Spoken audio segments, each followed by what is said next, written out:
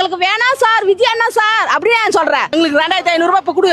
சொன்னது செய்தா 1000 ரூபாய் போடாத. 2500 ரூபாய் போறேன்னு சொன்னாரு, போட்டாரா? முடியல இல்ல உன்ன நாங்க பணம் கேட்டோமா? ஜனங்க எல்லாம் ஓட்டு போட்டாளுங்க. அவ சும்மாவே சொல்லிடுறா எங்களுக்கு வேணாம் சார் விஜய் அண்ணா சார் அப்படியே சொல்றேன். நீ கேட்காத மாதிரி மூடிட்டு மூவ் பண்றா போடா. அதெல்லாம் தப்பு. போறேன்னு சொன்னல, உன்னால முடியும் தெரியல. அவன் இன்னொருத்த இப்ப நீ இருக்கிற உட்கார. இப்ப உட்கார்றதுக்கு முன்னாடியே உனக்கு என்ன தெரிஞ்சுது? அங்க பணங்குதா பணம் இல்ல. நான் 2500 ரூபாய் போட்டுறேன். நான் பிரி சிலிண்டர் குடுக்குறேன். ஏன் சொல்றேன்? வந்து அத்தனை பேரையும் செருப்பால அடிக்கிறேன், வாயில அடிக்கிறேன். நம்ம வருமா வரமாட்டோமா சொல்லிவிட்டு சொல்றேன். எனக்கு இந்த பணம் நான் உங்களுக்கு பிரிய 2500 ரூபாய் போட்டுறேன் விஜய். பின்னாடி எப்ப செய்ய போற? முன்னாடி செய்ய. உன்னால போய் செய்ய சொல்லு. எங்களுக்கு 2500 ரூபாய் இப்ப கொடு. 1000 ரூபாய் போடாத. ஹலோ, இதுக்கு மேல ஒரு அடி விழுந்துச்சு என்னடா பண்ணுவ? சேகர் செத்துருவேன். யாருடா சேகர்? வேற யாரு? நான் தான். பாக்குறீங்க விஜய் ரொம்ப பேட்ப்பா. எங்களுக்கு தெரிஞ்சு பஸ் ஸ்டாண்ட்லேருந்து எல்லாமே. ஆனால் இப்போ ஃப்ரீ பஸ் கூட ரொம்பவே கம்மியாயிடுச்சு. ரொம்ப வருஷம் 2-3 வருஷம் ஆயிடுச்சு. நான் ஃப்ரீ பஸ்ஸில் தான் போயிருக்கேன், காசு கொடுத்து போய். இப்போ நான் டி நகர் போகிறேன், ஃப்ரீ பஸ் ஒன்று கூட இல்லை. ஃபுல்லுமே இதுதான் காசு கொடுத்து டிக்கெட் எடுத்து. நான் ரொம்ப நாள் ஆச்சு. இப்போ நான் 1 மாசமா டிக்கெட் தான் எடுத்துட்டு தான் போகிறேன்.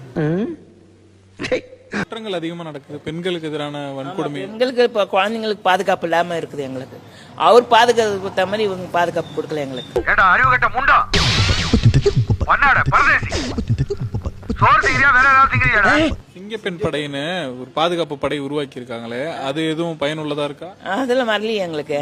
அதெல்லாம் வந்து எதுவுமே கிடையாது, பார்க்கல நாங்க. முதலமைச்சர் விஜய் 717 டாஸ்மாக் கடைகளை மூட உத்தரவிட்டார். இப்போ புதிய திருப்பமா புதிய வகையான சரக்கு பாட்டில்களை வெளிநாடுகளிலிருந்து வாங்கி விற்பனை செய்ய போவதா சொல்லியிருப்பது பொதுமக்களிடையே பெரும் அதிர்ச்சியை ஏற்படுத்தியிருக்கு. சும்மா டாஸ்மாக் பார்களின் எண்ணிக்கையை குறைத்துவிட்டு குழு குழு ரெஸ்டோ பார்களை அதிகரிக்க தமிழக அரசு திட்டமிட்டுள்ளதாக ஒரு தகவல் கசிந்துள்ள நிலையில் இதுக்காக தான் 717 மதுபான கடைகளை மூடுனீங்களா? கலியுக கர்ணனே, நீங்க நல்லா இருக்கணும். உங்களை மாதிரி உள்ளவங்களால தான் இந்த நாட்டுல அப்பப்ப மழையே பெய்யுது. இது எளிய மக்களுக்கு பயன்படுகின்ற ஒரு திட்டமா, எளிய மக்களுக்கான திட்டமா? நான் ஒன்னு சொல்றேன், இது முழுக்க முழுக்க அந்த கார்ப்பரேட் வியாபாரிகளோட லாபத்துக்கான திட்டமா தான் இது தெரியுது. என் சர்வீஸ்ல இந்த மாதிரி ஒரு கேவலமான ஜென்மத்தை நான் பார்த்ததே இல்ல சார். உள்ள நுழையிறதுக்கே ஸ்டாக்னு போடுவாங்க, அதுல இருந்து காசு கட் பண்ணுவாங்க. சரக்குல இருந்து சாப்பாடுல இருந்து ரேட் வந்து ரொம்ப ரொம்ப ஜாஸ்தியா இருக்கும். ரெஸ்டோ பார்ன்றது சும்மா போய் உட்கார்ந்து குடிச்சிட்டு அப்படியே சாப்பிடுற இடம் மட்டும் நினைச்சாதீங்க. அது முழுக்க முழுக்க பப்பு தான். உள்ள குடிச்சிட்டு எல்லாருமே டான்ஸ் ஆடி தான் தெரிவாங்க.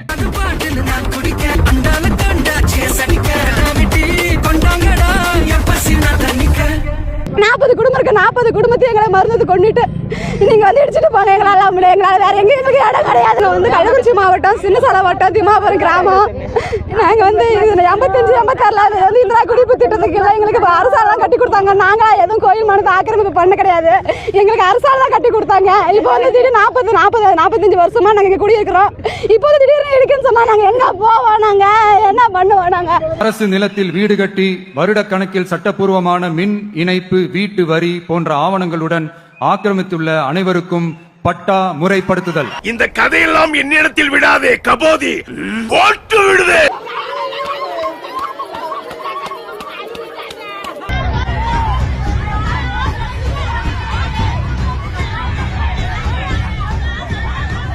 என்னடா ரொம்ப பயமுறுத்துறீங்க?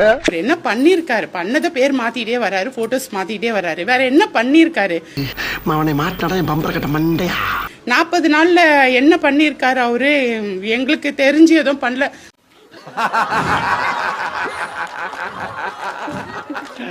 சாம்பார் ஆப்பு எனக்கு. கரண்ட் போது நாங்க ரொம்ப கஷ்டப்படுறோம். அது நல்லா பண்ணிருக்காரு, சூப்பரா. வேற எதுவும் பண்ண மாதிரி ஏதோ ஃபீல் ஆகல. வேணாம், வலிக்குது. இப்ப போதை ஒழிப்புக்கு தனியா படை அமைச்சிட்டோம், சிங்கப்பெண் படை அமைச்சிட்டோம், பெண்கள் பாதுகாப்புலாம் இது பண்ணிட்டோம் அப்படின்லாம் சொல்றாங்க. அது எப்படி பாக்குறீங்க? ஏதோ அந்த மாதிரி எதுவும் தெரியலையேப்பா. அவங்க சொல்றாங்க, பட் ஏதோ தெரியலையே. தெரிஞ்சுக்க புரிஞ்சுக்க, கரெக்டா இருந்தா புரட்டா. நிறைய குழந்தைங்க ரேப்பிங், வயசானவங்க வெளியில போக முடியல, சின்ன குழந்தைங்கள வெளியில விளையாட வைக்க முடியல. பயமா இருக்கு, வெளில போறதுக்கே பயமா இருக்கு. ஆம்பளை பிள்ளைன்னு கூட வெளியில அனுப்ப முடியல. இப்ப ரொம்பவே பயமா இருக்கு. என்ன கண்ணெல்லாம் கலங்கி இருக்கு. யாருன்னே தெரியல ஒரு பொண்ணு. நம்ம உள்ளாட்சியில நம்ம அதிகாரம் இருந்தாதான் இப்ப நம்ம என்னென்ன நம்ம செய்ய செய்யணும்னு நம்ம நினைக்கிறோமோ அதெல்லாம் முழுசா மக்களுக்கு கொண்டு போக முடியும். உங்க எல்லாருக்கும் ஒரு உண்மையை சொல்லட்டுமா? சமீபத்துல தமிழ்நாடு முழுக்க அரசு வழக்கறிஞர்கள் நியமனம் நடந்துச்சு. இது முழுக்க முழுக்க தாவைக்கவிட மாவட்ட செயலாளர்கள் பரிந்துரையின் பேர்ல போடப்பட்ட பதிவுகளா? I think you are a man of destiny. Tirupattur பார்த்து நினைக்கிறேன், ஒரு ஆறு அந்த வெளியாகக்கூடிய பட்டியல் இருக்குல்ல, லீக் ஆகக்கூடிய பட்டியல என்னுடைய நபர் தலைமை வழக்கறிஞர், அவர் மீது 6 கடத்தல் கேஸ் இருக்கு, 6 திருடின கேஸ், அது சிசிடிவில மாட்டிருக்காரு. சூப்பர்ல, 6 திருடினவே சிசிடிவில மாட்டினவே தலைமை வழக்கறிஞர். நீ எந்த லட்சத்துல ஆட்சி நடத்துற? நீ கேட்ட ஒவ்வொரு கேள்வி என்ன செருப்பால அடிச்ச மாதிரி இருக்குடா. மாதிரி இல்ல, உண்மையிலே செருப்பால தான் அடிச்சேன். சரி, ஃபீல் பண்ணாத. 100 கோடி மதிப்பெல்லாம் சொத்து 2 கோடி ரிச் பண்ணிருக்கானுங்க. 2% ஆஃப் த வேல்யூ. அப்பனா எவ்வளவு லஞ்சமா கொடுத்துருப்பான்? அது எத்தனை பேர் வாங்கியிருக்கானுங்க? அமைச்சர் கொடுத்தானா? இந்த டீட்டெயில் சொல்லு மேன். சப்ரிசர் லீவுக்கு போய் வேற சப்ரிசர் வந்து அதை பதிவு செய்திருக்கிறார்கள். ஏன் அந்த சப்ரிசர் லீவ்ல போனார்? அமைச்சர் இதற்கு தெளிவாக பதில் சொல்ல வேண்டும். ஒரு நாள் மட்டும் லீவ்ல ஏன் போனார்? ஏன் இன்னொரு சப்ரிசர் வந்தார்? தவறு நடந்துருச்சான். எது தவறு? கோயில்ல செருப்பு காண போனா தவறு. இது ஊழல் மேன். நம்பால் பண்ண பர்ஃபார்மன்ஸ்ல சங்கி ஈகோ சிஸ்டமே ஆடி போயிடுச்சு. இதான் இவ்வளவு பெரிய ஃப்ராடா இருக்கான்னு சொல்லி கதறானுங்க ட்விட்டர்ல. ஏண்டா தரித்திரம் முடிச்ச மூதேவி, உன் கதை என்னடா காரி துப்புற மாதிரி இருக்கு? உள்ளாட்சி தேர்தலிலும் நாம அதிக அளவுல இன்னும் சொல்ல போனா எல்லா இடங்களையும் வெற்றி பெற்று, எதுக்காக வெற்றி பெறணும்னா காரி துப்புறதுக்கா? இன்னும் மக்கள் சேவையை இன்னும் அதிக அளவுல மக்களுக்கு கொண்டு போகணும். போஸ்டிங்ல இருக்கீங்கன்னு பாக்குறேன், இல்லன்னா அசிங்கமா கேட்பேன். இப்ப பல இடங்கள்ல பல ஊர்ல நம்ம உள்ளாட்சி பிரதிநிதிகளா இருக்கிற மற்ற கட்சியினர் நமக்கு எதிராக வேலை செஞ்சுட்டு இருக்காங்க. இவன் பைத்தியக்காரன் சார். நம்ம என்ன சொல்றோமோ அதெல்லாம் பண்ணாம வளர்ச்சி திட்டங்களை தடுத்து, நம்ம ஏதோ ஒரு கம்ப்ளைண்ட், பொதுமக்கள் ஒரு கம்ப்ளைண்ட் கொடுத்தாங்கன்னா அதெல்லாம் செய்ய வேண்டாம்னு தடுத்துக்கிட்டு, நம்ம வேண்டுமென்றே நம்ம கட்சிக்கு ஒரு அவப்பெயர் வரணும் அப்படிங்கிற கலங்க ஏற்படுத்தணும் அப்படிங்கிற ஒரு எண்ணத்தோட இருக்காங்க. ஏன் எவ்வளவு அடிச்சாலும் சொர்ணலமா நிக்கிறீங்க?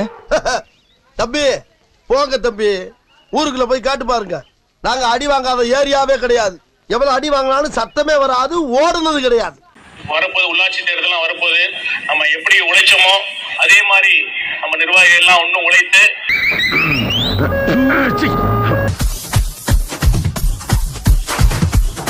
உள்ள போனதுக்கு அப்புறம் உனக்கு ஃபியூஸ் போயிடாதுல்ல? இதுக்கு ஒரு 4 பேர்ட்ட மூத்திரத்தை வாங்கி மடக்கு குடிக்க வேண்டியதானே? உடம்பு அம்மடமா காட்ட வேண்டாம், உனக்கு மட்டும் தானே சாமி கிட்டயும் சத்தியம் பண்ணி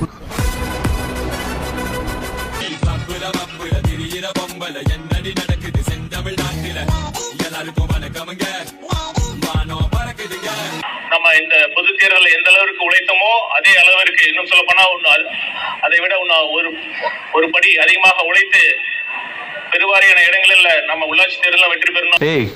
பாத்து போடா, ஆடு மாடெல்லாம் இலையோட சேர்த்து எல்லாத்தையும் ஊழல் இல்லாத ஒரு அரசை கட்டமைப்பேன் என்று ஏற்கனவே பொதுமக்களுக்கு நான் வாக்குறுதி கொடுத்திருக்கிறேன்.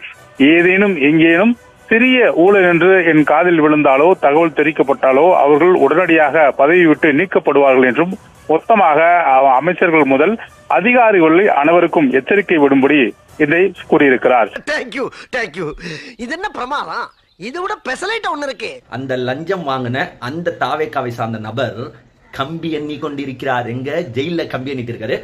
இதை பாத்தீங்கன்னா உறுதி செய்த நம்முடைய தமிழக அரசுக்கும், குறிப்பாக முதல்வர் சி ஜோசப் விஜய் அவர்களுக்கு நான் என்னுடைய நன்றியை தெரிவிச்சுக்கிறேன். ஏன்னா எங்க லஞ்சம் வாங்குபவர்களை இப்படி தண்டிச்சாதான் மத்தவன் லஞ்சம் வாங்காம இருப்பான். கேட்டுக்க. நீங்க பாக்குறீங்களே இந்த பில்டிங் கவர்மெண்ட் கட்டின ஒரு வீடு. நான் 2021 இந்த வீடு நான் எழுதி போட்டு இப்போ எனக்கு அலர்ட் ஆயிருக்கு. நான் போன் பண்ணி கேட்டப்போ அவங்க சொல்றாங்க 6.25 லட்சம் என்கிட்ட கேக்குறாங்க. 6.25 லட்சம் என்கிட்ட எங்க இருக்கு? ஃப்ரீயா தான் தரேன்னு சொன்னாங்க ஃபர்ஸ்ட் வீடு. உண்மையா 12 வருஷமா நான் வாடகை வீட்டுல இருந்து கஷ்டப்பட்டுட்டு இருக்கேன். எங்களால அவ்வளவு பணம் எல்லாம் கொடுக்க முடியாது. ஒரு ஆள் எனக்கு தள்ளி விட்டான். எனக்கு பிடிச்சி விட்டான். தொண்டையை பிடிச்சாங்க. எனக்கு வலிக்குதுங்க பாருங்க. ட்ரெஸ் எல்லாம் கிழிஞ்சு போச்சு. தேவையில்லாமல் அசிங்கமான வார்த்தைங்கிற வார்த்தையை பேசி எனக்கு நேரத்துல 2 ஆப்ரேஷன் பண்ணியிருக்காங்க. எனக்கு இந்த இடத்துல இப்படி ஒதுச்சோன்னே எனக்கு வீங்கி போச்சு இந்த இடத்துல. என்னால் அதை டாக்டர்கிட்ட தான் காட்டணும். தம்பி விடுப்பா, இதெல்லாம் அப்படிலாம் விட்டுற முடியாது மேடம், அப்படிலாம் விட்டுற முடியாது. நாங்கள் மாலை போடக்கூடாதான். அவங்கன்னு ஒரு புதுசாக ஒரு டீமை உருவாக்கி ஒரு போஸ்டிங் கொடுத்து அவங்க தான் மாலை போடணுமா, அவங்க தான் வரவேற்கணுமா. தப்பு இல்லை. அப்போ நாங்கள் இவ்வளோ நாள் வேலை செஞ்சவங்கல்ல. என்ன நியாயம்? அநியாயமா இல்ல? அந்த வடக்கு ஒன்றியம் அஸ்வின் ஒருத்தர் குண்டா இருப்பார், அவர் ஒருத்தர், அப்புறம் செந்தில்னு ஒரு பையன். எனக்கு அந்த இவங்க 2 பேரும் எனக்கு கண்ணுக்கு தெரிஞ்சு பேர் தெரியுது. எனக்கு பேர் தெரியாத கூட்டம் நெரிசல் எனக்கு சமாளிக்க முடியல யாரு என்னெல்லாம். ஆமாம், அவங்க அந்த டிவி எல்லாமே எங்கள் கட்சிக்காரர். எங்களுக்கே கஷ்டமா இருக்கு, என்ன சொல்கிறோம். ஒத்த ரோசா பிள்ளைய ரொம்ப அற்புதமா வளர்த்திருக்கமா நீ. விஜய் தான் எங்க வீட்டுக்காரி மாரி. யாரெல்லாம் சொன்னா தற்கொலையா கிடையவே கிடையாது. நாங்க தான் அடுத்து எல்லா வருஷமும் செய்வோம். அவர்தான் ரொம்ப பிடிக்கும்.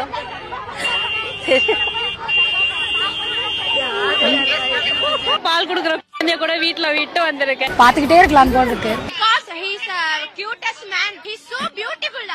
ஆனா தளபதி விஜய் அண்ணா லாக்அப்ல டெத் நடந்தா என்ன, பழனி சொத்து எடுத்து யாருக்காவது வித்தா நமக்கு என்ன?